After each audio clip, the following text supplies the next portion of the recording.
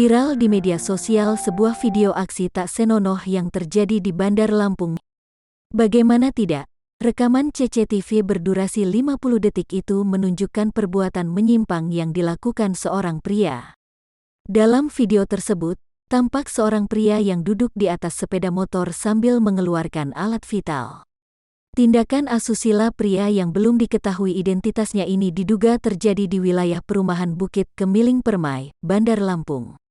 Pria tersebut mengenakan jaket biru dan celana panjang hitam.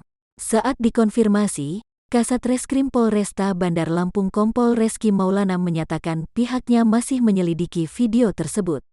"Iya, kami sudah dapatkan videonya.